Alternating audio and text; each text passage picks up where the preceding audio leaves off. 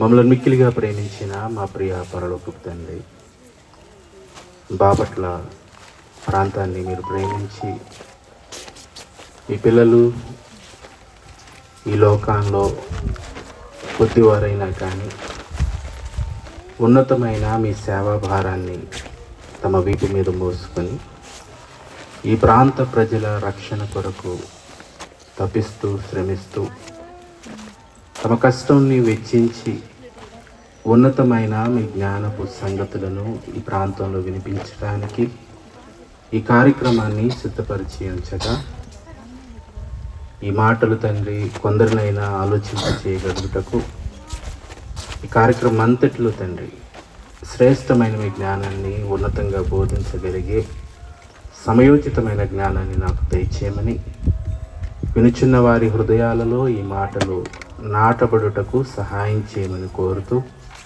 మా ప్రభు రక్షకుడైన యేసుక్రీస్తు ద్వారా ఈ ప్రార్థన మీకు సమర్పిస్తూ ఉన్నాను తండ్రి, ఆమేన్.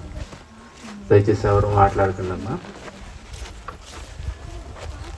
ప్రియమైన దేవుని వారలారా, మరి ఈ ప్రాంతంలో మొదటిసారిగా లేఖనాల పరిశోధన సదస్సు ఏర్పాటు చేయబడటం చాలా సంతోషకరం. మరి ఈ ప్రాంతంలో దేవుని ఉన్నతమైన మాటలను మీకు వినిపించడానికి శ్రమపడుతున్న కష్టపడుతున్న దైవజనులు, మరి సిబిటి ప్రిన్సిపల్ ప్రతిపాడు బెంజమిన్ గారికి, అలాగే బాపట్ల ప్రిన్సిపల్ జోసెఫ్ గారికి, అలాగే కోఆర్డినేటర్ గారు ఈ ప్రాంతంలో పనిచేస్తున్న వారు కూడా వేదిక మీదకి రండి. దేవుని పనిలో ఉన్న వారందరికీ, కూడి వచ్చిన మీ అందరికీ కూడా మన ప్రభు రక్షకుడైన యేసుక్రీస్తు నామంలో శుభాభివందనాలు తెలియజేస్తున్నాను. ప్రియమైన దేవుని వారలారా, ఒక రెండు శ్రేష్టమైన దేవుని పాఠాలను మనం నేర్చుకుందాం. మొదటిగా మట్టి మనిషిపై దేవుని మహాదేవుని ప్రేమ. మట్టి మనిషి. ప్రియులరా, ఈ భూమి మీద మనుషులంగా ఈ లోకంలోనికి వచ్చిన మనమంతా కూడా కొద్ది కాలమే ఈ లోకంలో ఉండి ఆ తరువాత ఈ లోకాన్ని విడిచిపెట్టి వెళ్ళిపోవలసిన వారం. ఈ సంగతి మనిషి తన హృదయంలో ఎంతవరకు జ్ఞాపకం ఉంచుకుంటున్నాడు అనే విషయాన్ని మనం ఒకసారి ఆలోచిస్తే, ప్రియమైన దేవుని వాళ్ళారా, మరణం అనేది మనస్సున ఉంచుకొనక కేవలం బ్రతికున్న ఈ కొద్ది దినాల్లో సుఖపడితే చాలు, సంతోషపడితే చాలు, ఈ భూమి మీద ఈ జీవితాన్ని ఒక్కటే లైఫ్, దీన్ని మనం అనుభవించాలి. అనుభవించడం అని అంటే మనకి సంతోషాన్ని కలిగించే కార్యక్రమాలు మనం జరిగించుకొని ఆ తర్వాత ఈ లోకాన్ని విడిచి వెళ్ళిపోతే ఇదే జీవితం అనుకుంటూ దీన్ని సంతోషపరచడం కొరకు ఏ ఏ కార్యక్రమాలు జరిగించాలో, ఏవి అతన్ని ఆనందపరుస్తాయో వాటి మీదే మనసు పెట్టి ఈ జీవితాన్ని వెళ్ళగక్కుతూ ఉండటాన్ని మనం చూస్తున్నాం. ప్రియమైన దేవుని వాళ్ళారు, ఒకసారి అందరితో పాటు పరుగెడుతున్న మనం ఒక క్షణం ఆగి మన జీవితం గురించి, పుట్టినేటికి ఎంత జీవితకాలం అయిపోయింది, ఎంత ఆయుష్కాలం అయిపోయింది, ఆ తర్వాత ఎంత కాలం ఈ లోకంలో నేను ఉంటాను, ఈ ఆయుష్కాలంలో నేను సాధించాల్సిందేంటి, ఏం చేశాను, ఏం చేయవలసి ఉంది, వెళ్ళేలోపు చేయవలసిందేంటి, ఎక్కడికి నేను వెళ్ళిపోతున్నాను కన్ను మూసిన తర్వాత అనే విషయాలను మనసున పెట్టాలని దేవుడు కోరుకున్నాడు. ప్రసంగి గ్రంథము 7వ అధ్యాయంలో మనం చూడగలిగితే మనిషి బ్రతుకు కాలంలో ఏది ప్రయోజనకరము అనే విషయాలను పరిశీలన చేశాడండి జ్ఞాని అయిన సొలొమోను. ఈయన ఎంత గొప్పవాడు అని అంటే, ఏమీ లేని, తనకంటూ అనుభవించడానికి ఏమీ దొరకని వాడు ఇలాంటి మాటలు మాట్లాడతాడు అనుకుంటూ ఉంటారు సహజంగా. లేవు గనక ఇలాగే మాట్లాడతారులేండి అని. కానీ ఆయనకి కలిగి ఉన్నవేవి అనే విషయాన్ని మనం ఆలోచిస్తే, భూమి మీద మానవ జీవిత కాలంలో గొప్ప గొప్ప అధికారాలను, పదవులను కలిగిన వారుగా ఎందరో చరిత్రలో మనకు కనపడుతూ ఉంటే, వారందరికంటే కూడా విశేషమైన జ్ఞానంలో గొప్పవాడుగా సొలొమోను కనపడతాడు. ఐశ్వర్యంలో గొప్పవాడుగా సొలొమోను గారు కనపడతాడు. మనిషి అనుభవించవలసిన సంగతులు ఏమైనా లోకంలో ఉంటే వాటన్నిటినీ పరిపూర్ణంగా అనుభవించిన వాడుగా, సారాంశాన్ని ఎరిగిన వాడుగా సొలొమోను గారు కనపడతాడు. ప్రియమైన దేవుని వాళ్ళారా, ఇతను మాట్లాడే ప్రతి మాట అనుభవంలో నుంచి వచ్చిన మాట. అవును కదండి.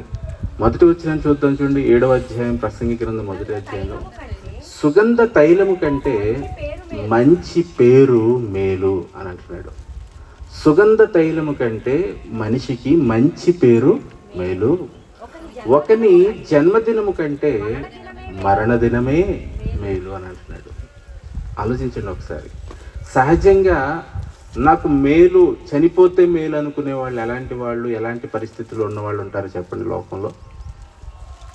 బాధలు ఎక్కువైపోయి, కష్టాలు ఎక్కువైపోయి, వీటిని నేను ఇక అనుభవించడానికి నా వల్ల కాదు, ఈ బాధల కంటే మరణమే నాకు మేలు అనుకుంటూ ఉండేవాళ్ళని ఎక్కువగా మనం చూస్తూ ఉంటాం.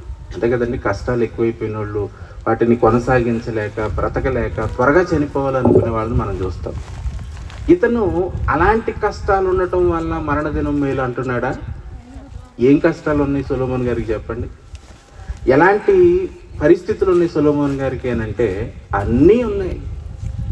అన్నీ తాను కళ్ళతో చూడాలనుకున్నవన్నీ చూడగలిగాడు, చేయాలనుకున్న కార్యక్రమాలన్నీ చేయగలిగాడు, తాను తలంచినవన్నీ సంపూర్తిగా జరిగించుకోగలిగాడు. అతను ఇలాంటి వ్యక్తి ఏమంటున్నాడంటే జన్మదినము కంటే మరణదినమే మేలు అంటున్నాడు.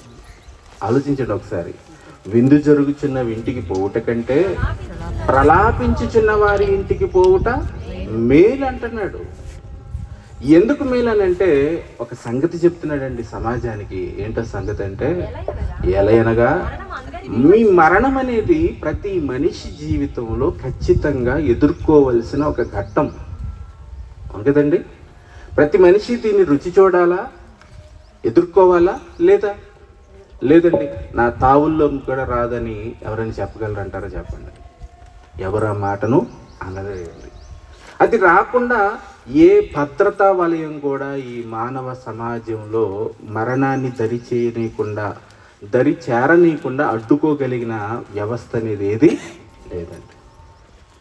నువ్వెంత భద్రతా వలయాన్ని నీ చుట్టూ పెట్టుకున్నా కూడా అది నిన్ను ఖచ్చితంగా పలకరిస్తుంది ఒకరోజు. కనుక నీ జీవితంలో ఈ రోజు కాదు, ఏదో దేవుడు నిర్ణయించిన ఒక దినం, ఆ దినాన్న ఏదో ఒక రోజు నువ్వు వెళ్ళిపోవాలి కదా. అలా వెళ్ళటానికి ముందు నువ్వు ఒక పని చేస్తే నీకు ప్రయోజనం అని అంటున్నాడు దేవుడు. మరణం అందరికీ వచ్చును కనుక బ్రతుకుతున్న వారు దానిని మనస్సున పెట్టుదురు. దానిని మనస్సున పెట్టుకోవాలంటున్నాడు దేవుడు. లోకం అంటుంది అస్సలు దాన్ని నోటి మాటల్లోని కూడా రానియొద్దనంట. ఎవరైనా మాట్లాడారు అనుకోండి, ఎవరి అప్పుడే చావంటావేంటి, అప్పుడే దాన్ని గుర్తు చేస్తావేంటి, దాని గురించి మాట్లాడతావేంటి? అవును కదా ప్రియమైన దేవుని వాళ్ళారా. కారణం ఏంటంటే భయం. ఏమైపోతాము, ఎక్కడికి వెళ్ళిపోతాము, మన పరిస్థితి ఏంటో అనే సంగతి. ఆ తర్వాత ఏం జరుగుతుందో చెప్పేవాళ్ళు లేరు గనక, ఏ వివరాలు తెలియదు గనక ఈ సమాజానికి మరణం అనగానే భయము, దుఃఖము వచ్చేసింది. ప్రియమైన దేవుని వాళ్ళారా, ఆలోచించండి ఒకసారి. మరణం అందరికీ వస్తుంది అంటున్నాడు. ఇది నిజమా అబద్ధమా? నిజమే. ఇది అందరికీ సంబంధించిందా? క్రైస్తవులైన కొందరికి సంబంధించిందా? అందరికీ సంబంధించిన సంగతి ఇది. కనుక దానిని మనస్సున పెట్టాలి అని అంటున్నాడు దేవుడు. ఎందుకు మనస్సున పెట్టాలి? అది మనస్సునున్నప్పుడు నీవెవరవో, నీ సంగతులు ఏంటో నీకు అర్థం చేసుకునే అవకాశము దొరుకుతుంది. సహజంగానండి ఆరోగ్యం అంతా బాగున్నప్పుడు మన ఆలోచన విధానం ఒకలాగుంటుందండి. ఇక వాటన్నిటి మీద నుంచి మనసు త్రిప్పబడేది ఎప్పుడు అని అంటే, నీ ఆరోగ్యం పాడైపోయింది, ఇంకొక 4 రోజులే నీకు ఈ భూమి మీద జీవితకాలం ఉంది అనే సంగతి ఏ డాక్టర్ గారు ఖచ్చితంగా గట్టిగా చెప్పాడు అనుకోండి, మనసంతా ఎటు వెళ్ళిపోతుంది చెప్పండి? నీ ఇంపార్టెంట్ పనులన్నీ కూడా ఎంతెంత గొప్ప ఇంపార్టెంట్గా నువ్వు భావించుకొని ఎవరిని లక్ష్య పెట్టకుండా, తల్లిదండ్రులు కూడా పట్టించుకోకుండా, భార్యను పట్టించుకోకుండా, బిడ్డను పట్టించుకోకుండా, ఈ లోకంలో వీళ్ళందరికంటే కూడా చాలా ఎక్కువ ఇంపార్టెంట్ నాకు అని నువ్వు దేని మీద అయితే మనసు పెట్టావో దాని మీద నుంచి నీ మనసు కాస్త ఏమైపోద్ది? అది నీకు నచ్చదు, దాని గురించి వినాలనుకోవు, దేని గురించి నువ్వు పట్టించుకోవడానికి ఇష్టపడవు. కారణం ఏంటంటే ఇంకెందుకండి, నేను ఈ లోకంలో ఉండను కదా, నేను వెళ్ళిపోతున్నాను కదా, ఇవన్నీ నాకు వద్దు, వీటన్నిటి గురించి నాకు చెప్పొద్దు, మీరే చూసుకోండి. అవును కదా ప్రియమైన దేవుని వాళ్ళారా. కారణం ఏంటంటే మనస్సులోనికి వచ్చేసింది ఏంటి ఆ సంగతి, ఇక నేను ఈ లోకాన్ని విడిచి వెళ్ళిపోతున్నాను నేను. అది నీకు దగ్గరగా వచ్చిన తర్వాత తెలిసింది, దూరంగా ఉన్నప్పుడు కూడా తెలియాలి కదా. పరీక్షలో ఇక ఏప్రిల్ పిల్లలకి స్టార్ట్ అయిపోయినాయి కదండి, 10వ తరగతి రేపటితోటి అయిపోయింది పరీక్ష. అవును కదా. ఆ తర్వాత 6వ తరగతి స్కూల్లో ఉన్న పిల్లలు, ప్రైమరీ అలాగే హై స్కూల్లో ఉన్న పిల్లలు పరీక్షలు. ఇప్పుడు హడావిడిగా పుస్తకాలు తీసి చదివితే బాగుంటుందా? ఏప్రిల్ వచ్చేస్తుంది అని నవంబర్ నుంచో లేదంటే జూన్ నుంచో స్కూల్ ప్రారంభమై నుంచి సిద్ధపడితే బాగా చదివినట్ట చెప్పండి? ఎవరికి బాగా ప్రయోజనం ఉంటుంది? ఇప్పుడు మొదలుపెట్టిన వాళ్ళక, ముందు మొదలుపెట్టిన వాళ్ళక? ముందు నుంచి జాగ్రత్త పడిన వాడు చక్కగా మార్కులు సంపాదించుకుంటాడు, పాస్ అవుతాడు, వాడికి ప్రయోజనం ఉంటుంది. ఈ రోజున మన బ్రతుకును గురించి కూడా ప్రారంభంలోనే మనం నేర్చుకోగలిగితే, తెలుసుకోగలిగితే, దీని పరమార్థం మనం అర్థం చేసుకోగలిగితే, ముగింపనంతరము సంతోషించుతాను తప్ప దుఃఖపడవలసిన అవసరత లేదు ప్రియమైన దేవుని వాళ్ళారా. ఈరోజు మనుషుల జీవన విధానాన్ని మనం చూస్తూ ఉంటేనండి అస్సలు ఎక్కడ పట్టుకోలేకుండా పోతున్నామండి మనుషుల్ని. అవునా? ఏదైనా మంచి ఉద్యోగం దొరికింది అనుకోండి, వ్యాపారంలో కొంచెం చేయి తిరిగింది అనుకోండి, కొద్దిగా చేతిలో డబ్బులు కనెక్షన్ బాగుందనుకోండి, దొరుకుతాడా మనిషి? అస్సలు దొరకడండి. లక్ష్య పెడతాడా? లక్ష్య పెట్టాడు. మాటల్లో ఏమైనా మనం ఆయన అందుకోగలమా? అస్సలు అందుకోలేము. ఆయన ప్రవర్తన ఏమైనా ఎలా ఉంటుందని అంటే పురుగు కంటే హీనంగా కనపడతాం మన వాళ్ళకి. అందుకే తప్ప మన దేవుని వాళ్ళారా, అతిశయం, గర్వం అనేది వచ్చేస్తుంది అతనికి. దేనివల్ల వచ్చేసిందని అంటే, నాకు ఈ లోకంలో తిరుగులేదు, నా చేతి నిండా ధనం ఉంది, నాకు పలుకుబడి ఉంది, నాకు హోదా ఉంది, అధికారం ఉంది, ఇవన్నీ ఉన్నాయి కనుక నేను ఎవరికి లొంగను, ఎవరికి నేను తగ్గను, తగ్గేదే లేని ఇస్తారు కదండి ఈ లోకంలో. అంటే ఇక సామాన్యులైన వారు వారి కంటికి కనపడరు.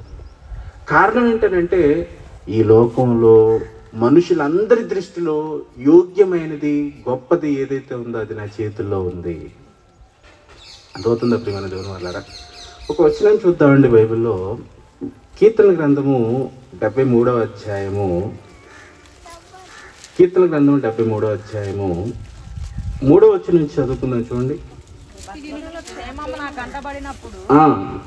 గర్వించు వారిని బట్టి నేను మత్సరపడి తిని.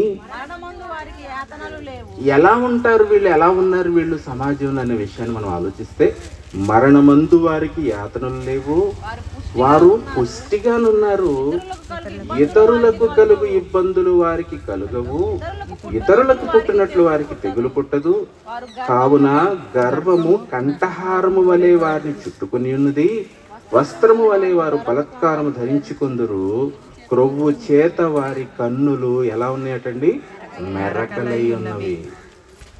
కొంతమంది ఆహార్యం అంటే వారి రూపాన్ని, వారి యొక్క ఎక్స్ప్రెషన్స్ని మనం చూస్తే ప్రియమైన దేవుని వాళ్ళారా, వారితో మనం మాట్లాడలేం, పలకరించాలంటే కూడా భయపడాలి మనం. కదండి, సార్ని కలవాలండి అని అంటే ఏమండి అని ఆయన్ని పిలవటానికి కూడా భయపడే అంత పరిస్థితుల్లో ఉంటారు.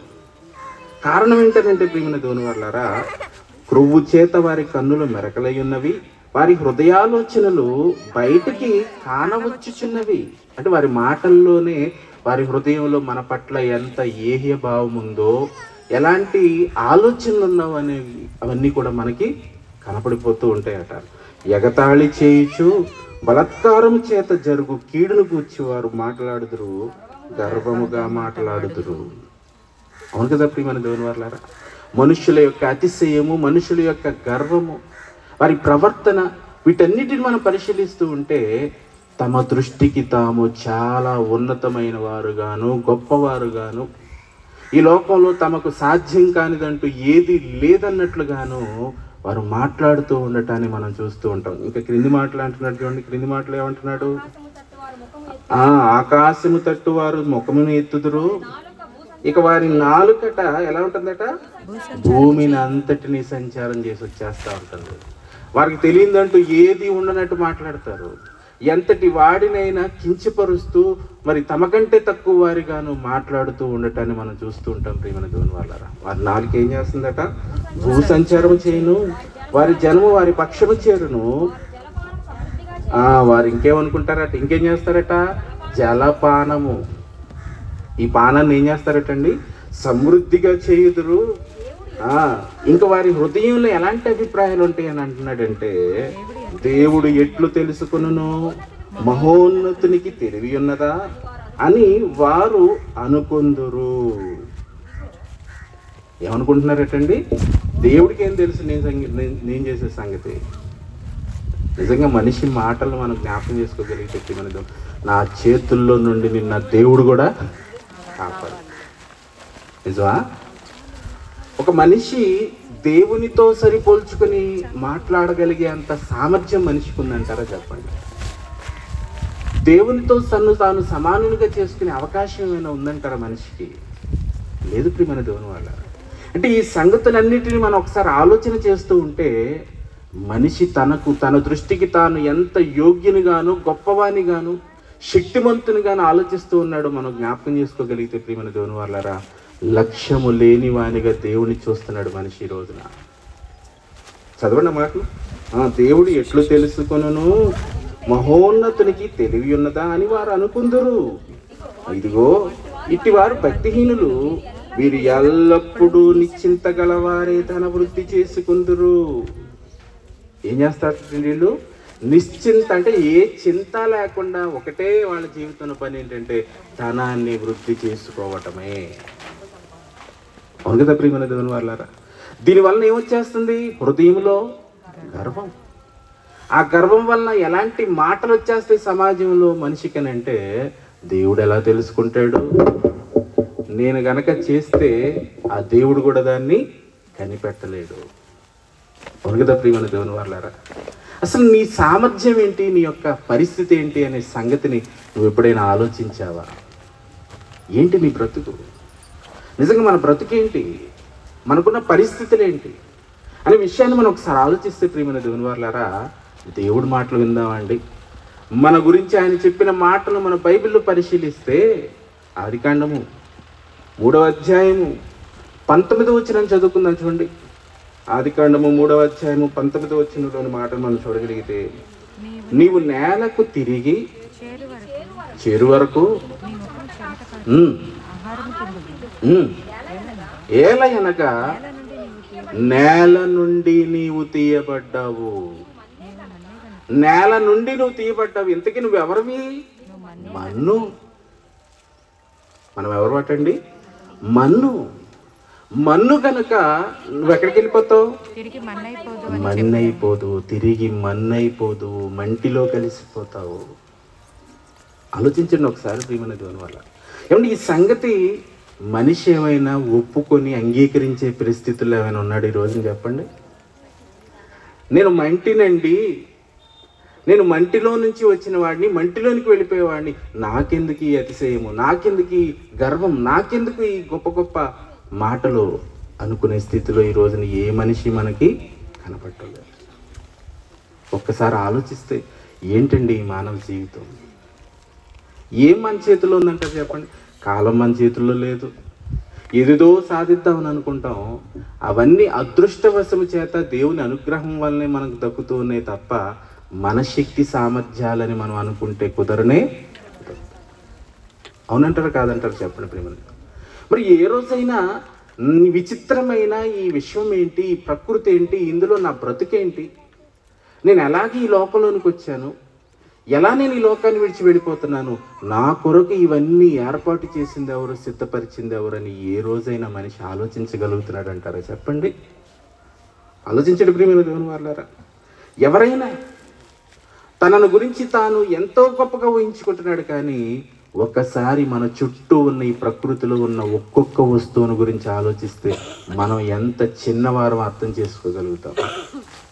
దేవుణ్ణి తెలుసుకోవటం అని అంటే భక్తులు ఎలా తెలుసుకున్నారు మనకంటే ముందటి తరంలో దేవుణ్ణి అనే విషయాన్ని మనం పరిశీలిస్తే ప్రియమైన దేవుని వాళ్ళారా, చాలా ఉన్నతంగా దేవుని వాళ్ళు అర్థం చేసుకున్నారండి.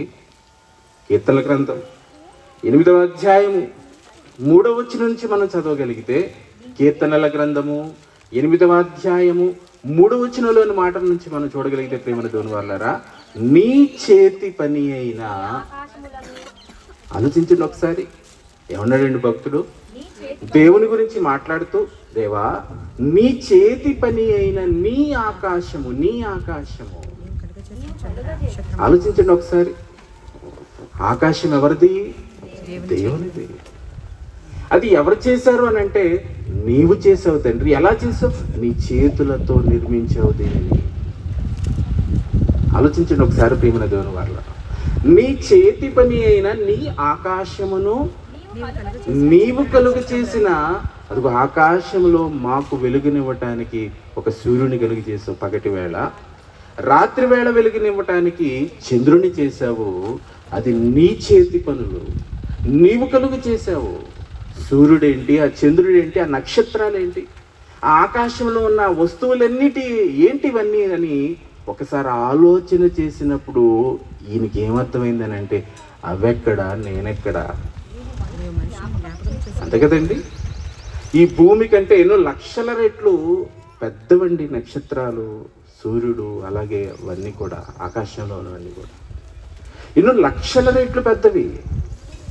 మరి అంత పెద్ద పెద్ద ఆ నక్షత్రాలు ఉన్నది ఎందుకు, సూర్యుడు ఉన్నది ఎందుకు, చంద్రుడు ఉన్నది ఎందుకు, అవి ఎవరి కొరకు పని చేస్తున్నాయి, ఎవరి కొరకు అవి భ్రమణాలు మరి వాటి వాటి కక్షల్లో తిరుగుతూ ఉన్నాయి అనే విషయాన్ని మనం ఆలోచిస్తే ప్రియమైన దేవుని వాళ్ళారా, సూర్యుడు ఉదయిస్తుంది ఎవరి కొరకు, అస్తమిస్తుంది ఎవరి కొరకు, చంద్రుడు ఎవరి కొరకు, నక్షత్రాలన్నీ ఎందుకు ఎవరి కొరకు నిర్మించబడ్డాయి, ఎవరి కొరకు అవి కలిగించబడ్డాయి అనే సంగతిని మనం ఆలోచిస్తే, భూమి మీద వెలిగించుటకు అవి దినములు, సంవత్సరములు, కాలాన్ని మీరు లెక్కించుకోవటానికి అనుకూలంగా అవి కలుగునుగాక అని దేవుడు చేయగా అవన్నీ ఆకాశంలో కలుగు చేయగా. ఎంతుంది నీ కొరకు దేవుడు సృష్టించిన ఒక ఏర్పాటు, ఒక సదుపాయం సూర్యుడు మనం ఉంటున్న భూమి కంటే ఎంతో పెద్దది. నక్షత్రం అది చాలా పెద్దది. అలాంటివి ఎన్ని ఉన్నాయనంటే కోటాను కోట్లు ఉన్నాయి, వాటి సంఖ్య మనిషికి తెలియదు. ఇవన్నీ మన కొరకే పని చేస్తున్నట్లుగా మనిషి గుర్తించాడు. అవును కదండి. దేవుణ్ణి తెలుసుకున్న వారైనా తెలియని వారైనా కూడా ఇవన్నీ మనకి మేలు చేయటానికి, మనకి ప్రయోజనం కలిగించటానికి, మనకు ఉపయోగకరంగా ఇవన్నీ సృష్టించబడ్డాయనే సంగతి మాట్లాడుకుంటున్నప్పుడు, వాటికంటే నువ్వు ఎంతటి వాడవు అనే సంగతిని నువ్వు ఏ రోజైనా ఆలోచించావో చెప్పు. నీవు కలుగు చేసిన చంద్ర నక్షత్రములను నేను చూడగా, నీవు నన్ను జ్ఞాపకం చేసుకోవటానికి మనిషిని నేను ఎవరిని, మన ఆకారం ఎంతండి చెప్పండి ప్రియమైన దేవుని వాళ్ళ, ఒక 6 అడుగులు ఉంటాడేమో, అవును కదా. మనమైతే అంత ఎత్తు లేవులేండి. ఒక 6 అడుగులు హైట్, ఒక 60-70 కిలోల బరువు, అవును కదా. ఈ చిన్న ఆకారం కలిగి ఇతని ఆలోచన, ఇతని అతిశయం ఎంత విస్తరించుంటుందనంటే విశ్వాన్నే దాటిపోయేంత ఉన్నతంగా తనను గురించి తాను ఆలోచించుకుంటూ ఉంటాడు. కాదంటారు చెప్పండి. ఆకాశం ఏంటి, దాన్ని దాటాక ఈ విషయం అంతా దాటి వెళ్ళిపోవటానికి మనిషికి ఇప్పటికీ అంతు చెక్కటం లేదు, దీని అంచే తెలియటం లేదు. దీన్ని దాటి కోటలు దాటిపోతాయి అంటారు కదండి. మనిషి మాటలు ఎలా ఉంటాయటండి, కోటలు దాటిపోతూ ఉంటాయి. ఆలోచనలు విశ్వాన్నే దాటి వెళ్ళిపోతూ ఉన్నాయి. ఇతని రూపం ఎంత అని అంటే చిన్న రూపం, అవును కదండి. కానీ ఇతని యొక్క అతిశయం, ఇతని యొక్క గొప్పతనాన్ని, ఇతని యొక్క ఘనతను, ఇతని గురించి ఇతను ఏమనుకుంటూ ఉంటారని అంటే విశ్వాన్నే దాటి వెళ్ళిపోతూ ఉన్నాడు. దేవుని గురించే మాట్లాడే అంత గొప్పవాడుగా ఆలోచిస్తూ ఉన్నాడు.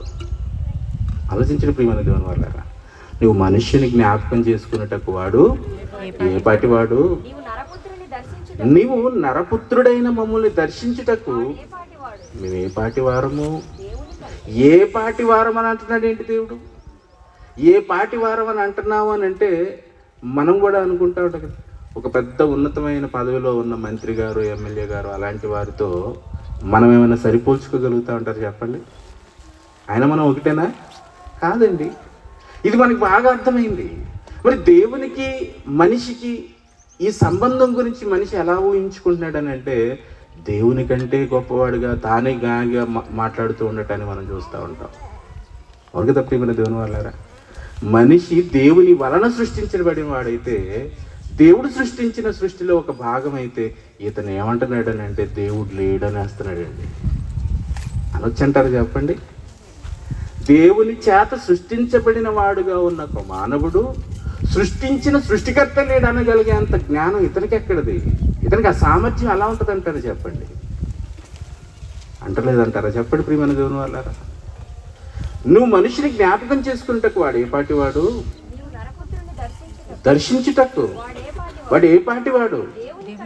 ఆ దేవుని కంటే కొంచెము తక్కువ అనిగా నువ్వు చేసావు తండ్రి. దేవుని కంటే కొంచెము తక్కువ అనిగా దేవుడు చేశాడటండి మనల్ని. మహిమా ప్రభావములతో నీవే వానికి కిరీటాన్ని ధరింపచేసావు. నీ చేతి పనుల మీద వానికి అధికారం ఇచ్చి ఉన్నావు. ఏమంటే ఈ మాటలు మనం చదువుకుంటున్నప్పుడు దేవుడు మనల్ని ఎంత ప్రేమించి మన కొరకు ఎలాంటి సదుపాయాలు ఇవన్నీ కలిగించి మన పట్ల ఆయన తన ప్రేమను చూపిస్తున్నాడో ఏ ఒక్కరైనా అర్థం చేసుకోగలుగుతూ ఉన్నారంటారా చెప్పండి? అర్థమవుతుందా ప్రియమైన దేవుని వాళ్ళారా? మనల్ని ఎలా చేశాడంటే దేవుడు, ఆకారానికి చూస్తేనేమో ఆ చంద్ర నక్షత్రాలు ఆకాశంలో ఉన్న వస్తువులన్నిటితో మనల్ని పోల్చుకుంటే రూపానికి మనం ఎలా ఉన్నామనంటే చాలా చిన్నగా ఉన్నాం. ఆకాశంలోకి వెళ్తే మనం కనపడతాం, అసలు భూమే కనపడదు. ఆ భూమి మీద జూమ్ చేస్తే కానీ గూగుల్ మ్యాప్లో మనం కనపడగలుగుతాం. అవును కదండి? మరి అలాంటిది ఆకాశ వస్తు రూపాలతో మనల్ని పోల్చుకున్నప్పుడు ఏ పాటి వారంగా మనం కనపడుతున్నాం. కానీ మనం ఇంత చిన్నవారంగా ఉన్నా కానీ ఈ విశ్వాన్నంతటిని ఆపరేట్ చేయగలిగే అంత గొప్ప స్థితిలో ఈ ప్రకృతిలో దేవుడు సృష్టించిన సృష్టిలో మొదటివాడిగా ఎవరున్నారు? మనిషి ఉన్నారండి. కాదంటారు చెప్పండి? ఎన్నో జీవరాశులు ఉన్నాయి ఈ ప్రకృతిలో. వీటన్నిటికంటే విశేషమైన జ్ఞానం కలిగి వీటన్నింటినీ తన స్వాధీనమందుంచుకొని ఏలుతూ పరిపాలించగలుగుతూ ఉన్నాడు మనిషి అని అంటే ఈ జ్ఞానం ఇతనికి ఎక్కడి నుంచి వచ్చింది? ఎవరిచ్చారు ఈ జ్ఞానాన్ని? అదే చెప్తున్నాడు ఇక్కడ, చదవండి. మహిమా కిరీటములతో వానికి కిరీటము ధరింపచేసి ఉన్నాడు. నీ చేతి పనుల మీద మనిషికి దేవుడు అధికారం ఇచ్చాడట. దేని మీద ఇచ్చాడు? ఆయన చేతి పనుల మీద అధికారం ఇచ్చాడు. ఎందుకు నీకు ఇవన్నీ లోబడతా ఉన్నాయి? ఎందుకు మనకి ఇవన్నీ కూడా సేవ చేస్తూ ఉన్నాయి? ఎందుకు మన మీద తిరుగుబాటు చేయకుండా, దాడి చేయకుండా, బలం కలిగి ఉన్నా కానీ, శక్తి కలిగి ఉన్నా కానీ నీ మీద తిరుగుబడకుండా నీకు లోబడి నీ చేత తన్నులు తింటూ సేవ చేస్తా ఉన్నాయి నీ ఇంటి దగ్గర నీ చుట్టూ ఉన్న జీవరాశులు. అవును కదండి? పశువులను పెంచుతాము, గేదెలను పెంచుతాము, ఆవులను పెంచుతారు, ఎద్దులను పెంచుతారు, కొంతమంది ఏనుగులను కూడా పెంచుతూ ఉంటారు, గుర్రాలు ఉన్నాయి, ఒంటెలు ఉన్నాయి, ఇలా ఎన్నో జీవరాశులు ఉన్నాయి. వాటి శక్తి ఎక్కడ, మన శక్తి ఎక్కడ చెప్పండి? ఒక గేదె, దాన్ని మనం అదుపు చేయగలవా? అది కనుక తాడు తెంచుకుని వెళ్ళిపోవటానికి ప్రయత్నిస్తే ఎవరు దాన్ని అదుపు చేయగలరు, దాన్ని పట్టుకోగలరు అంటారు చెప్పండి? మనకంటే శక్తి ఎక్కువే ఉంటుంది కదండి దానికి. కానీ నీకది నీ మాటకే లోబడిపోతుంది. అది యజమాని గొంతు తన స్వరమెత్తి గట్టిగా గద్దించగానే ఏం చేస్తుంది? అది లోబడి వచ్చేస్తుంది. ఎందుకు? నీకెందుకు అది లోబడిపోతుంది? ఎందుకనంటే దానిని సృష్టించిన యజమాని ఎవరో దానికి తెలుసు. ఆ యజమాని ఏది ఆజ్ఞాపించాడో దానికి తెలుసు. ఆజ్ఞాపించిన దానికి లోబడి నీకు సేవ చేయటానికి అది తల వంచింది. అర్థమవుతుందా ప్రియమైన దేవుని వాళ్ళారా? ఎంత టైం ఎక్కడదండి మనకి? ఇవన్నీ ఆలోచించే అంత టైం ఎక్కడిది? తెల్లారిపోయింది కనుక గిన్నె తీసుకుని వెళ్ళిపోయి పాలు పితికేయాలి. అవును కదా? ఆదివారం వచ్చింది కనుక మేకని కోసేయాలి, ఆదివారం వచ్చింది కనుక కోడిని కోసేయాలి. ఇది ఎందుకు నాకు లోబడిపోతుంది, నాకు ఇది సేవ చేస్తుంది, నాకు బలైపోతుంది, నా కొరకు బలైపోతుంది, ఇది ఎలా సాధ్యమని ఒకసారి నువ్వు ఆలోచిస్తే నిన్ను సృష్టించిన యజమాని, నీ సృష్టికర్త ఎవరో నీకు తెలుసుకునే అవకాశం నీకు దొరుకుతుంది. అర్థమవుతుందా ప్రియమైన దేవుని వాళ్ళారా? గొర్రెలన్నిటినీ, ఎడ్లన్నిటినీ, అడవిలో ఉన్న మృగములను, ఆకాశంలో ఉన్న పక్షులను, సముద్రంలో ఉన్న మత్స్యములను, సముద్ర మార్గంలో సంచరించే వాటిని అన్నిటినీ ఎక్కడ పెట్టాడటండి దేవుడు? మన పాదముల క్రింద పెట్టేశాడటండి, మన పాదాల క్రింద పెట్టేశాడట వాటిని. సముద్రంలోకి వెళ్ళి ఏ చేపనైనా, ఎలాంటి మత్స్యాన్నైనా కానీ మనిషి పట్టుకుని వచ్చేస్తాడు. అవి ప్రతిఘటించవు. అవును కదా ప్రియమైన దేవుని వాళ్ళారా? అవన్నీ కలిసి దాడి చేయడానికి ఏ రోజైనా ప్రయత్నించినాయి అనుకోండి. చిన్నప్పుడు ఒక కథ చదువుకునేవాళ్ళం. ఏంటో కథ అంటే, కాకులు, ఒక కాకిని ఎవరో చంపేస్తే కాకులన్నీ కలిసి వచ్చి ఇతన్ని పొడిచి పొడిచి పొడిచి చంపిన కథ ఒకటి. పరుగులు తీసుకుంటూ వెళ్ళిపోతాడు, ఎటు వెళ్ళినా ఈ కాకులు వదలట్లేదు అతను. అదవుతుందా ప్రియమైన దేవుడు? అలా కానీ ఒకవేళ దాడికి అవి తిరగబడ్డాయి అనుకోండి, బ్రతికే అవకాశం ఉందా మనిషికి? తప్పించుకునే అవకాశం ఉంటుందా? ఉండదండి. అవి లోబడాలి, నీకు సేవ చేయాలి, నీకు సేవ చేయాలి. నిజంగా పశువుల్ని మనం చూస్తూ ఉంటే, పశువులు పెంచేవారు కానీ, పోషించేవారు కానీ, వాటిని పాలించేవారిని కానీ మనం చూస్తే ప్రియమైన దేవుని వాళ్ళారా, కట్టేస్తారు, కర్ర తీసుకుని ఇష్టం వచ్చినట్టు కొడతారు. అయినా అది సేవ చేస్తుంది, బలైపోతుంది తప్ప తిరుగుబాటు అనేది అది చేయదు. కారణం ఏంటి? ఇవన్నీ ఎందుకు మనకు లోపడుతున్నాయి అని అంటే, వాటి మీద అధికారాన్ని మనకి ఎవరిచ్చారట? దేవుడిచ్చాడటండి, దేవుడిచ్చాడు. ఒక వచనాన్ని చూసి మళ్ళీ ఇక్కడికి వద్దామండి. కీర్తన గ్రంథము 104వ అధ్యాయము, కీర్తన గ్రంథము 104వ అధ్యాయము 3వ వచనం నుంచి చూద్దాం. చూడండి, జలములలో ఆయన తన గదుల దూలములను వేసి ఉన్నాడు, మేఘములను తనకు వాహనములుగా చేసుకుని ఉన్నాడు, గాలి రెక్కల మీద గమనము చేయుచున్నాడు, వాయువులను తన దూతలుగాను, అగ్ని జ్వాలలుగాను, పరిచారకులుగాను ఆయన చేసుకుని ఉన్నాడు. భూమి ఈ మాటలన్నీ ఇలా చదువుకుంటూ క్రిందికి వెళ్ళి 19వ వచనం చదువుతాం. ముందు చూడండి. ఋతువులను తెలుపుటకై చంద్రుని నియమించెను, సూర్యునికి తన అస్తమయ కాలము తెలియను అని అంటున్నాడండి. సూర్యునికి ఏం తెలుసటండి? తన అస్తమయ కాలం అట. తన అస్తమయ కాలం ఎప్పుడు అస్తమయం అవ్వాలి? మన వాచ్ లేకపోయినా, మన పూర్వీకులు చేతికి గడియారం లేకపోయినా కానీ పొలానికి వెళ్ళే టైము, పొలం నుంచి ఇంటికి వచ్చే టైము, అర్థమవుతుందా? పండుకునే టైము, లేవలసిన టైము, ఇవన్నీ ఎలా తెలుసుకోగలిగారు వాళ్ళని అంటే, సూర్యోదయం, సూర్యాస్తమయం, సూర్యుని యొక్క గమనాన్ని బట్టి, సూర్యుడు నిలిచి ఉన్న ఆ ప్రదేశాన్ని బట్టి, ఆ దిక్కును బట్టి వాళ్ళు కాలాన్ని లెక్కించుకొని తమ పనిపాట్లు జరిగించుకోగలిగే వాళ్ళు ప్రియమైన దేవుని వాళ్ళ. మరి అలాంటిది ఏ టైంకి సూర్యోదయం కలగాలో, ఎన్ని గంటలకల్లా సూర్యుడు అస్తమించాలో ఈ కాలము ఎవరికి తెలుసు అని చదువుకుంటున్నావు? సూర్యుడికి తెలుసటండి. అలా చదవండి మాటను. సూర్యునికి తన అస్తమయ కాలం ఏంటో సూర్యుడికి తెలుసటండి. భూమి తన చుట్టూ తాను తిరుగుతుందని మనం చదువుకుంటాం కదండి. తన చుట్టూ తాను తిరుగుతుంది, సూర్యుడిని చుట్టొస్తూ ఉంది. ఇలా చుట్టి రావటాన్ని బట్టి మనం టైం లెక్క కడుతున్నాం. 24 గంటలని మనం లెక్క కడుతున్నాం కదండి. 12 గంటల నుంచి మరలా అర్ధరాత్రి 12 గంటల వరకు ఏం జరుగుతుందంటే, భూమి అలా తిరుగుతుంది. ఈ వేగంలో ఎక్కడైనా లేట్ అవటం కానీ, ముందు వెళ్ళిపోవటం కానీ, ఇలాంటి కారణాలు ఏమైనా చూస్తూ ఉన్నానంటే లేనే లేదండి. దీనికి కూడా తన గమనము, తన కక్ష, ఇవన్నీ కూడా చాలా కరెక్ట్గా తెలిసినట్టుగా కనపడుతుంది. సూర్యుడు తన కాలాన్ని ఎరిగి తూర్పును తీస్తున్నాడు, పడమరన అస్తమిస్తున్నాడు. ప్రసంగి 1వ అధ్యాయంలో మనం చూడగలిగితే సూర్యుడి గురించి ఒక మాట ఉంటుంది అక్కడ, చూద్దాం చూడండి. సూర్యుడు ఉదయించును, సూర్యుడు అస్తమించును, తాను ఉదయించు స్థలమునకు చేరుటకు త్వరపడి వెళ్ళిపోతా ఉన్నాడంట. 5వ వచనం, 1వ అధ్యాయం 5వ వచనం ప్రసంగి గ్రంథంలో.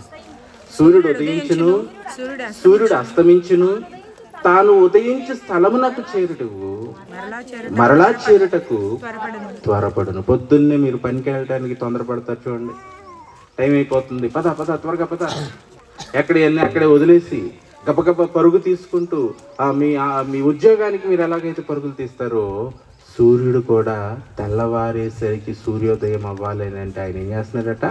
త్వరపడుతున్నాడట. తన అస్తమయ కాలం ఆయనకు తెలుసట. అర్థమవుతుందా ప్రియమైన దేవుని వాళ్ళారా? ఎందుకండి, ఎందుకు ఇవి పని చేస్తూ ఉన్నాయి?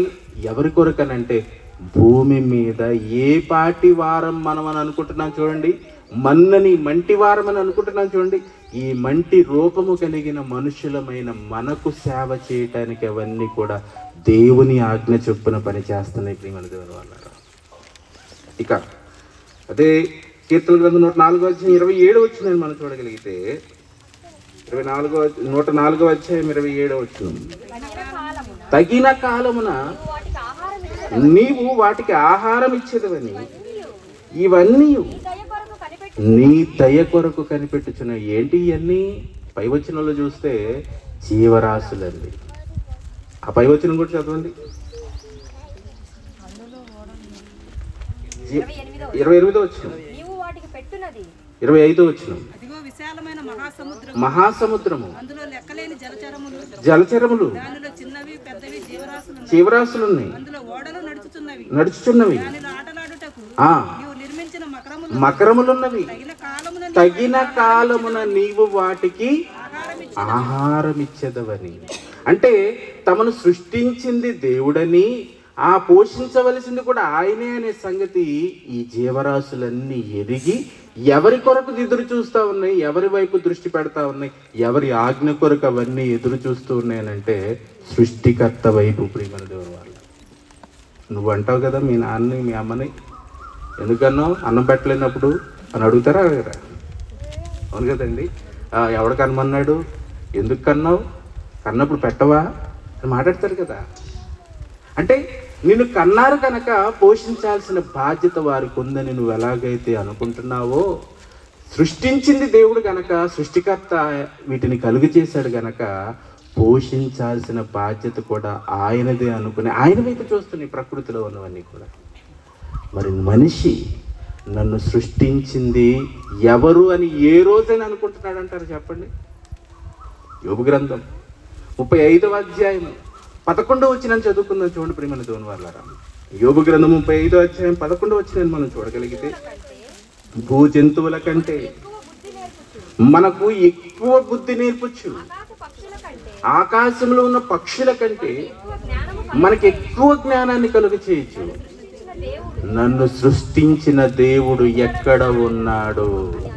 నన్ను సృష్టించిన దేవుడు, నాకు నేనుగా రాలేదు ఈ లోకంలోనికి, నాకు నేనుగా నిర్ణయించుకుని పలానా వారి గర్భంలో నుండి ఈ లోకంలో నేను అడుగు పెడతామనుకుని ఈ లోకంలోనికి ఎవరు కూడా రాలేదు. అర్థమవుతుందా ప్రియమైన దేవుని వాళ్ళారా? మరి ఎలా వచ్చామనంటే మనల్ని సృష్టించిన ఒక ఆయన ఉన్నాడు కదా ప్రియమైన దేవుని వాళ్ళారా. ఈ లోకంలో ఏ వస్తువైనా పలానా వ్యక్తి కనిపెట్టాడు, పలానా వ్యక్తి కనిపెట్టాడు, పలానా వ్యక్తి తయారు చేశాడని మనం చదువుకుంటాం కదా. కరెంటుని కనిపెట్టిన ఆయన ఒక ఆయన, టెలిఫోన్ కనిపెట్టిన ఆయన ఒక ఆయన, అలాగే ఎన్నో ఎలక్ట్రానిక్ పరికరాలను పలానా వ్యక్తి తయారు చేశాడు, కనిపెట్టాడని మనం మాట్లాడుకుంటాము, వారి గురించి నేర్చుకుంటాం. మరి ఈ వింత ఆకారంతో 800 కోట్ల మంది భూమి మీద శరీరాలతో నేడు బ్రతికున్నవారు ఉంటే, ఇప్పటికి ఎంతోమంది చనిపోయిన వారు కూడా ఉంటే, ఏ ఒక్కరి రూపమైనా ఇప్పటి వరకు పుట్టిన వారిలో కానీ పుట్టబోతున్న వారిలో కానీ ఒకని పోలిక ఒకని రూపం మరొకరికి ఉండటాన్ని మీరు చూసారా? చూడలేదు. ఎలా ఇది సాధ్యం? ఎవరు ఈ రూపాన్ని చేస్తుంది? ఎవరు ఈ ఆకారాన్ని చెక్కుతుంది, నిర్మిస్తుంది? నన్ను సృష్టించిన సృష్టికర్త ఎవరు అని అనుకునేవారెవ్వరును. అదే చెప్తున్నాడు అక్కడ. ఏమన్నాడు? నన్ను సృజించిన దేవుడు ఎక్కడ ఉన్నాడు? నన్ను సృజించిన దేవుడే నన్ను సృజించాలి. ఇంత గొప్ప విశ్వాన్ని కలుగ చేశాడనంటే ఎవరో మహాశక్తివంతుడు, ఆయనే దేవుడు. ఆయనకి ఇది సాధ్యం, నరులెవ్వరికి ఇది సాధ్యము కాదు. అర్థమవుతుందా ప్రియమైన దేవుని వాళ్ళారా? ప్రకృతి అనుకుంటున్నారా? ఈ ఆకారం కూడా ఏ నరుడు చేయలేడండి. కన్ను ఏ నరుడు నిర్మించలేడు. దేహంలో ఉన్న రక్తాన్ని ఏ వ్యక్తి తయారు చేయలేడు. మందుల షాప్లోకి వెళ్తే రక్తం అమ్ముతారా? అమ్మరండి. బ్లడ్ బ్యాంక్ వెళ్తే వాళ్ళని తయారు చేస్తున్నారా? లేదు.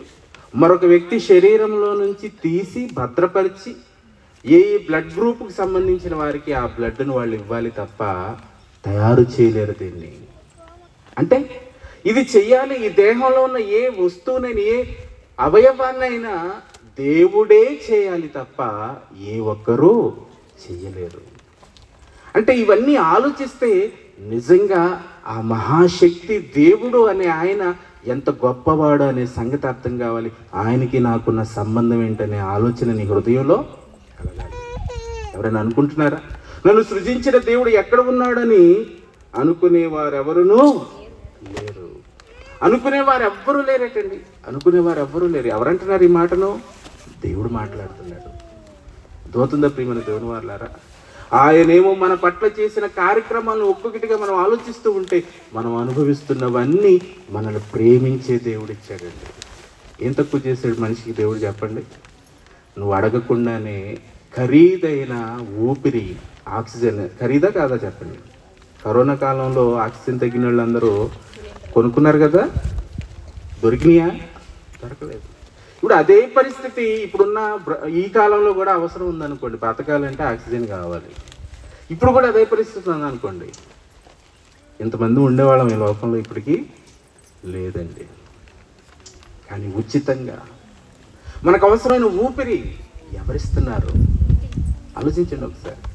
దేహానికి అవసరమైన నీటిని ఎవరు తయారు చేయలేరు.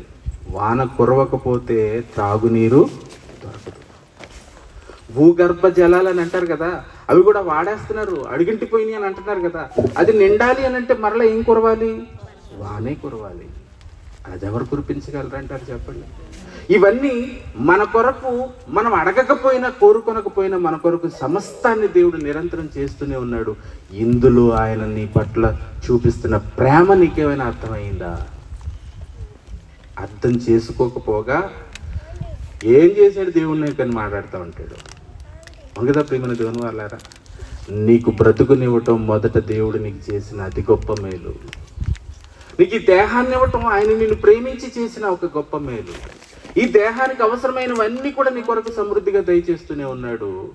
ఆ తరువాత ఈ లోకంలోనికి వచ్చిన నీవు ఆయన పట్టించుకోకుండా ఆయన కొరకు బ్రతకక నీ ఇష్టానుసారంగా బ్రతికి నిత్య నరకంలోనికి నువ్వు వెళ్ళిపోతున్న తరుణంలో తిరిగి మరలా తన ప్రేమలో చివరి స్థితిని, చివరి స్థానాన్ని అండి.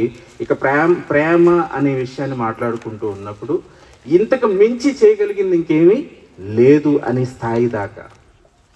ఏంటా స్థాయి? తన ప్రియ కుమారుడైన యేసుక్రీస్తుని మన కొరకు మనం పొందవలసిన శిక్షకు ప్రతిగా, మనం అనుభవించవలసిన భయంకరమైన శిక్షకు ప్రతిగా తన కుమారుని వీపి మీద మనం పొందవలసిన శిక్షను మోపించేయటం. అలాంటి వాళ్ళు ఈ లోకంలో ఎవరైనా చూసారా మీరు? నువ్వు ఇంట్లో ఉండమ్మా, నేను వెళ్ళొస్తాను, నేను జైలుకి వెళ్తాను అనేవాళ్ళు. కానీ ఆ ఉరి శిక్ష నేను అనుభవిస్తాను, నువ్వొద్దు జడ్జి గారు ఆయన తప్పించండి, నేను వెళ్తాను, ఆ శిక్ష నేను అనుభవిస్తాను అనే వాళ్ళని చరిత్రలో ఎక్కడైనా మనం చూసామండి? చూడలేదు. ఆలోచించక ప్రియమైన దేవుని వాళ్ళ దీనిలో ఏం కనపడతా ఉందనంటే, నీవు కావాలని కోరుకొని నీకు ఈ బ్రతుకునిచ్చి నీకు ఈ జన్మనిచ్చి తిరిగి తన దగ్గరకు వచ్చేయాలని కోరుకున్న నీ తండ్రి ఎట్టి పరిస్థితుల్లో నువ్వు నశించకూడదు, నువ్వు నరకానికి వెళ్ళకూడదు అని ఆలోచించి ఆ తండ్రి ప్రేమ కనపడుతుంది, అతని ఆశ నీ పట్ల కనపడతా ఉంది ప్రియమైన దేవుని వాళ్ళ. పేతురు గారు రాసిన పత్రిక 2వ పత్రికలో 3వ అధ్యాయం 9వ వచనంలో మధ్యలో ఒక మాట కనపడుతుంది. చదువుకుందాం చూడండి. పొందవాలని కోరుచు నీ ఎడల దీర్ఘశాంతము గలవాడై ఉన్నాడు. అయితే ఎవడును మొదటి నుంచి చదవండి. కొందరు ఆలస్యమని ఎంచుకొనున్నట్లు ప్రభు తన వాగ్దానం గురించి ఆలస్యము చేయవాడు కాడు గాని ఎవడును నశింపవలెనని ఆయన నిశ్చయించడం లేదు, అంటే కోరుకోవటం లేదు. ఆయన ఆశ ఏంటి అని అంటే ఎవ్వరు నశించడానికి ఇష్టం లేదు. ప్రియమైన దేవుని వల్ల ఏ ఒక్కరూ కూడా తనకు కాకుండా పోవాలని ఆయన అనుకోవటం లేదు. అందరూ తన దగ్గరికి వచ్చేయాలి, అందరూ రక్షించబడాలి, ఏ ఒక్కరూ కూడా శిక్షలోనికి వెళ్ళిపోకూడదని మన కొరకు ఆయన చేసిన త్యాగం ఏంటి అని అంటే తన కుమారుడైన క్రీస్తును ఈ లోకంలో మన కొరకు పంపటండి. యోహాను సువార్త 3:16 చూడగలిగితే, యోహాను సువార్త 3:16 దేవుడు లోకమును ఎంతో ప్రేమించాడు. దేవుడు లోకాన్ని ఎంతో ప్రేమించాడు. ఆ ప్రేమ నువ్వు ఏ రోజైనా గుర్తించావా, గ్రహించావా? చెప్పండి ప్రియమైన దేవుని వాళ్ళారా, గ్రహించేవారు ఎవరైనా ఉన్నారా? ఇది ఇలాగే ఉంచండి. రోమపత్రికలో 3:10-11 చూద్దాం. చూడండి, రోమిలకు రాసిన పత్రిక 3:10 మనం చూడగలిగితే,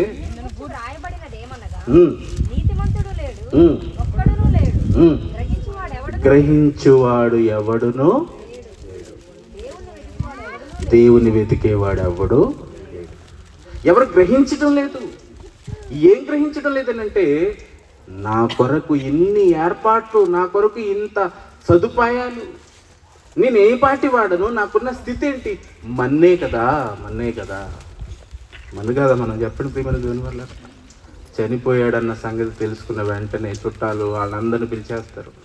ఒకవైపు పెట్టి సిద్ధపరిచేస్తూ ఉంటారు, మరోవైపు గొయ్యి తవ్వేస్తూ ఉంటారు, ఏర్పాట్లన్నీ చేసేస్తారు. టైం గడిచే కొద్దీ ఉంచకూడదని అనుకుంటారు. గబగబా శరీరాన్ని తీసుకెళ్ళిపోతారు. అందరూ చూసేసిన తర్వాత గోతిలో పెట్టేసి ఒక మాట అంటారు. ఏమంటారు? మన్నుకు మన్ను. అవును కదండి. ఏం చేస్తున్నారట? మంటికి మన్ను. అంటే మన్నైన ఈ మంటిని మట్టిలో కలిపేస్తా ఉన్నారు. ఆలోచించిన ప్రియమైన దేవుని వాళ్ళారా, ఈ మంటి దేహముతో మంటిలో మన్నుగా కలిసిపోయే ఈ ఆకారం కలిగిన మానవులమైన మన పట్ల ఆయన చూపిస్తున్న ప్రేమ ఈరోజు మనిషి గ్రహించలేని స్థితిలో ఉన్నాడు. గ్రహించేవాడు ఎవడునో. ఈ ప్రేమ, దేవుడు చూపిస్తున్న ఈ ప్రేమను ఎవరు గుర్తించలేకపోతూ ఉన్నారు ప్రియమైన దేవుని వాళ్ళారా. ఇందాక వచ్చినలోనికి దేవుడు లోకమును ఎంతగా ప్రేమించాడనంటే మంటి రూపం ఇచ్చిన నిన్ను మహదైశ్వర్యంతో ఈ లోకంలో మహిమా కిరీటంతో నిన్ను ప్రేమించి అన్నిటి మీద నీకు అధికారం ఇచ్చాడు. అవును కదండి. మనం అనుభవిస్తున్నవన్నీ కూడా మనకు లోపడేటట్లుగా తన చేతి పనులైన వాటన్నింటి మీద మనకు అధికారం ఇచ్చి రారాజులుగా మీరు పాలించాలని ఈ లోకంలోనికి మనల్ని పంపించాడు. దేవుని లక్ష్య పెట్టకుండా 23 ఇందాక రోమపత్రిక 3:23 దగ్గరికి వచ్చేసరికి ఏ భేదము లేదు. అందరూ మానవులందరూ కూడా ఎలా మారిపోయారనే విషయాన్ని ఇక్కడ మాట్లాడుతూ ఉన్నాడు. అంటే పాపము చేసి దేవుడు అనుగ్రహించు మహిమను పొందలేకపోవచ్చు. ఆయన పిల్లలుగా ఆయన వద్దకు తిరిగి రావాలని ఆయన ఆహ్వానించాడు. నరులారా తిరిగి రండి. ఎందరూ వెళ్ళిపోవటానికి సిద్ధంగా ఉన్నారంటారు చెప్పండి. ఎవరు వెతుకుతున్నారు దేవుణ్ణి, ఎవరు దేవుని దగ్గరికి వెళ్ళిపోవటానికి సిద్ధపడతా ఉన్నారు, ఆయన కొరకు ఎవరు ఆలోచిస్తూ ఉన్నారంటారు చెప్పండి ప్రియమైన దేవుని వాళ్ళారా.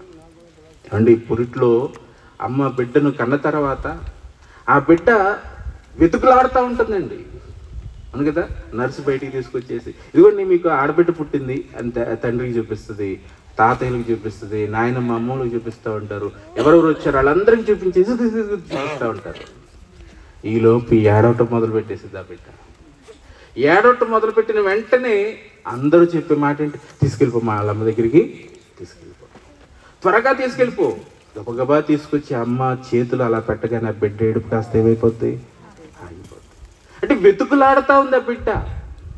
9 నెలలు అమ్మ గర్భంలో ఉండటాన్ని బట్టి తన తల్లి కోసం అంతగా వెతుకులాట ఆ బిడ్డ చేస్తూ ఉండటాన్ని మనం జ్ఞాపకం చేసుకున్నప్పుడు ప్రియమైన దేవుని వాళ్ళారా, తరతరములుగా దేవునిలో నుండి ఈ లోకంలోనికి వచ్చిన మనం వీటన్నిటిని అనుభవిస్తూ ఉన్నప్పుడు నా తండ్రి ఎక్కడున్నాడో ఆ తండ్రి దగ్గర నేను వెళ్ళిపోవాలని నీకు ఇవ్వబడిన ఈ చిన్న ఆయుష్కాలంలో, ఈ జీవితకాలంలో ఆయన వెతికి ఆయన దగ్గరికి వెళ్ళటం కొరకు ఎవరు ఆలోచిస్తున్నారు ఆయన గురించి చెప్పండి ప్రియమైన దేవుని వాళ్ళారా. ఆయన వెతకడానికి ఎన్నో ఏర్పాట్లు చేశాడు దేవుడు. ఈ ప్రకృతిని గురించి ఆలోచిస్తే ఆయన ఉన్నాడన్న సంగతి నీకు అర్థమైపోతుంది. ఆయన నీ తండ్రి అనే సంగతి అర్థమైపోతుంది. సకల జీవరాశులన్నీ కూడా ఆయన వైపే చూస్తూ ఉన్నాయి. ప్రకృతిలో ఉన్న మరి వృక్షాలన్నీ కూడా ఆయన కొరకే, ఆయన ఆజ్ఞ కొరకే, ఆజ్ఞ చొప్పునే నడుచుకుంటా ఉన్నాయి, బ్రతుకుతా ఉన్న సంగతులు మనం చూస్తూ ఉన్నాం.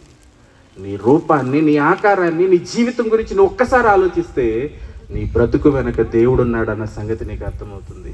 ఆయన నీకు తండ్రి అనే సంగతి నీకు అర్థమవుతుంది. ఆయన దగ్గరికి నువ్వు వెళ్ళిపోగలుగుతావు. కానీ ఏ ఒక్కరూ దీని గురించి పట్టించుకోవటమే మానేశారు. అందరూ పాపం చేసి దేవుడు అనుగ్రహించి మహిమను పొందక నిత్య శిక్షలోనికి వెళ్ళిపోతున్నప్పుడు ఆ మరణ శిక్షకు కారణమైన పాపాన్ని, ఆ నేరాన్ని, పాపం అనే ఆ నేరాన్ని యేసు తన వీపు మీద మోసుకొని మనకు రక్షణ దయచేయటానికి, మనకు విమోచన దయచేయటానికి ఒక ఉదాహరణ చెప్తానండి, ముగించేస్తాను ఈ పాఠాన్ని. ఒక ఉదాహరణ చెప్తాను. ఇంట్లో మనం కుక్కల్ని, కొన్ని జంతువులు పెంచుకుంటూ ఉంటారు కదండి. కుక్క విశ్వాసం గల జంతువు అంటారు. చాలామందికి అండి వీటి మీద తెగ ప్రాణం ఉంటుందండి. మనుషులు ఎలాగైతే ప్రేమిస్తారో, మనుషుల్ని ఎలాగైతే ఇష్టపడతారో అలాగే ఇష్టపడతారండి ఈ కుక్కలను కూడా. ఈ కుక్క తమ యజమాని పట్ల తనకున్న ప్రేమను వ్యక్తపరిచిద్ది. ఎలా వ్యక్తపరిచిద్ది? అప్పుడప్పుడు వార్తలు చూస్తాం కదండి. ఒక పాము ఆ ఇంట్లోకి రావటాన్ని చూసి ఒక కుక్క తాసుపాముతో ఫైట్ చేసి దాన్ని చంపేస్తుంది. ఆ తర్వాత ఇది కూడా చచ్చిపోద్ది. ఈ వార్త వచ్చిందండి. ఇది అవును కదా ప్రియమైన దేవుని వాళ్ళారా? అప్పుడు దాని గురించి ఏం చెప్తా ఉన్నారు? యజమాని పట్ల తన ప్రేమను ఏంటి? ఆ కుక్కకున్న విశ్వాసం ఏంటి, ప్రేమ ఏంటి అని అంటే, తనకు ఆహారం పెట్టి, తనను పోషించి, తను ప్రేమగా చూసుకున్న, పెంచుకున్న నా యజమానికి అపాయం కలగకూడదు, ఆపద కలగకూడదు. ఈ జీవి వలన ఆపద వస్తుంది కనుక అవసరమైతే నా ప్రాణాన్ని అడ్డు పెట్టి దాన్ని నేను చంపి నా యజమానిని సురక్షితంగా నేను కాపాడాలి. ఆలోచించిన ప్రియమైన దేవుని వాళ్ళ, పాపం అనే ఈ భయంకరమైన ఈ వ్యాధి వలన ప్రతి మనిషి నిత్య శిక్షలోనికి, నరకానికి వెళ్ళిపోతున్న తరుణంలో దేవుడు తన పిల్లలంగా మనల్ని ప్రేమించి ఆ పాపం నుంచి మనల్ని విమోచించటానికి, రక్షించటానికి తన కుమారుడైన క్రీస్తుని ఈ లోకంలోనికి మన కొరకు పంపించాడు. దేనితో తెలుసా? ప్రేమతోనండి. ఆయనకు మన పట్ల ఉన్న ప్రేమను వెల్లడిపరిచాడట ఈ కార్యక్రమం ద్వారా. ప్రియమైన దేవుని వాళ్ళారా, రోమిలకు రాసిన పత్రికలో 5:8 చదువుకుందాం చూడండి ఆ మాటను. రోమిలకు రాసిన పత్రిక 5:8. అయితే దేవుడు మన ఎడల తన ప్రేమను వెల్లడిపరుచుచున్నాడు. మట్టి మనుషులమైన మన మీద మహాదేవుని యొక్క ప్రేమ వెల్లడి చేయబడతా ఉంది, తెలియచేయబడతా ఉంది. ఎలా అనంటే, మనం ఇంకనూ పాపులమై ఉండగానే. మనం ఎలా ఉన్నామంటండి? ఇంకా పాపంలోనే ఉన్నాం. అయినా కానీ పాపులమైన మన కొరకు ఏ పాపము అంటని ప్రభు అయిన యేసుక్రీస్తు బలైపోయాడు, మరణించాడండి. ఆలోచించండి ప్రియమైన దేవుని. మనం ఇంకమును పాపులమై ఉండగానే క్రీస్తు మన కొరకు చనిపోయాను.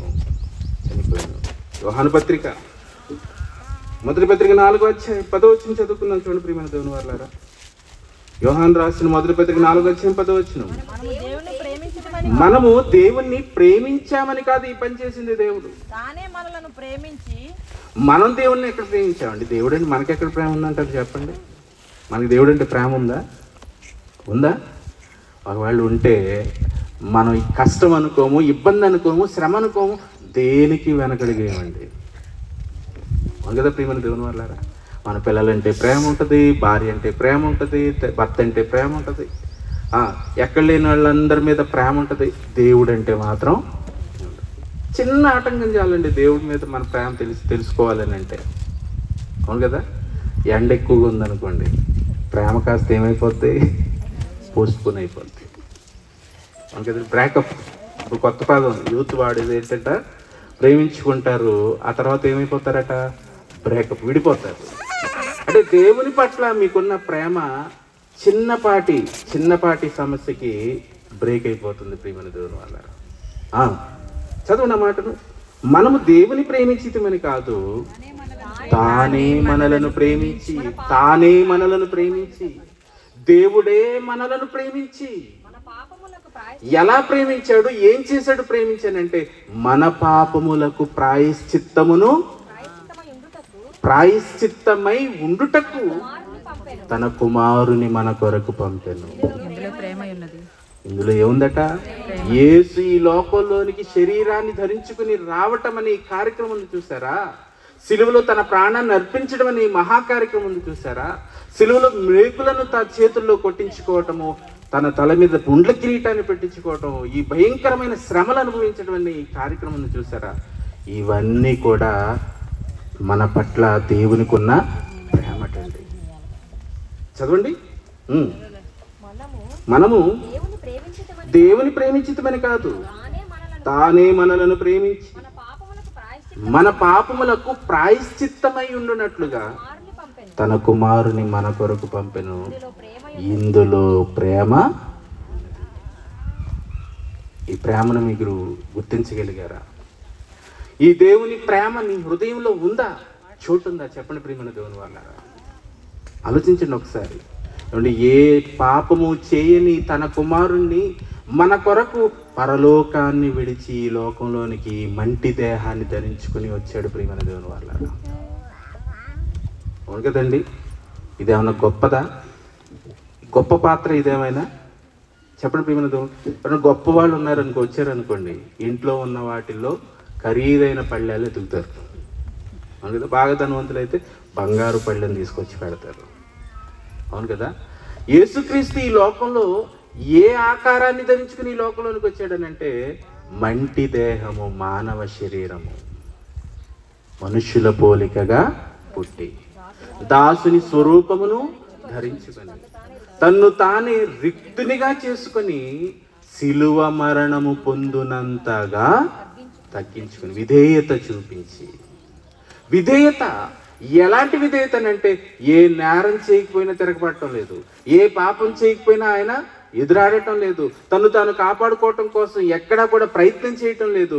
ఆయన నిందించిన వారి నిందను భరించాడు, ఉమివేస్తే సహించాడు, కొరడాలతో కొడుతున్న వారికి తన వీపును అప్పగించాడు, తన దేహాన్ని ఇష్టం వచ్చినట్లుగా వారు గాయపరుస్తున్న వారిని ఎదిరించి మాట్లాడలేదు. వారు ఏది చెయ్యాలనుకుంటే తనను అది చేసుకోవటానికి మౌనంగా విధేయతను అగుపరిచి ఆయన తన ప్రాణాన్ని అప్పగించేసుకున్నాడు వాళ్ళకి.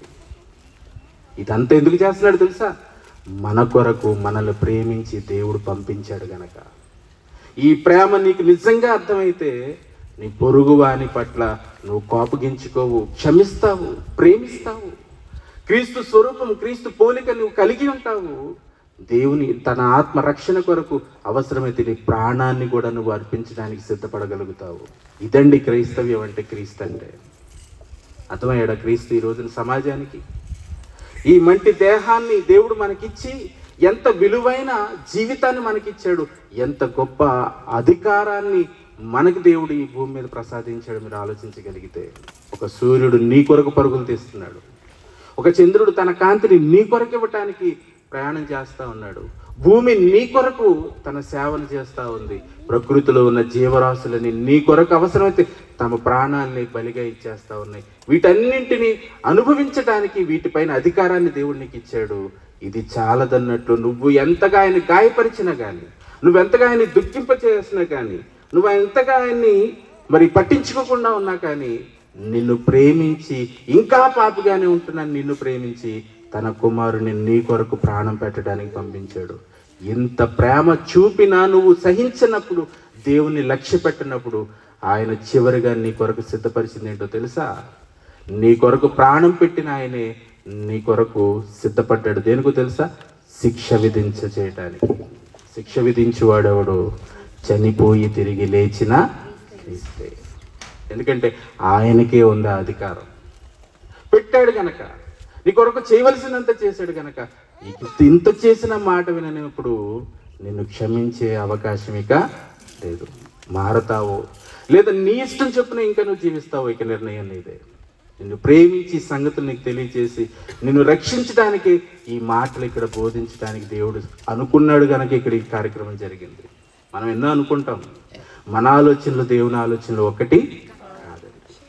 ఒక యోన నీనివే పట్టణానికి వెళ్ళాలని దేవుడు కోరుకున్నాడు. ఎందుకనంటే మారు మనసు పొందవలసిన వారు అక్కడ ఉన్నారు గనక, మారతారు గనక.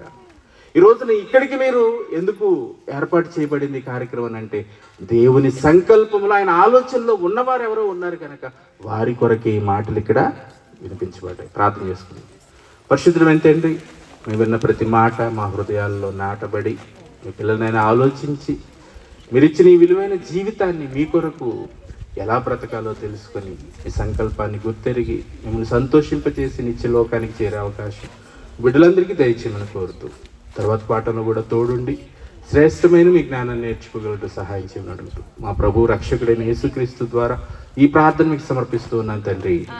ఆమేన్.